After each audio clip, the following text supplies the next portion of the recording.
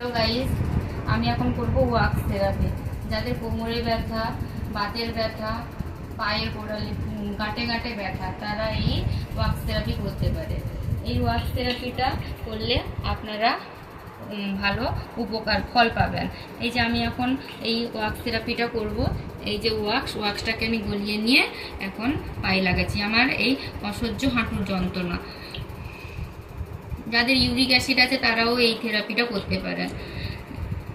এই যে আমি ওয়াক্সটা লাগিয়ে নিচ্ছি।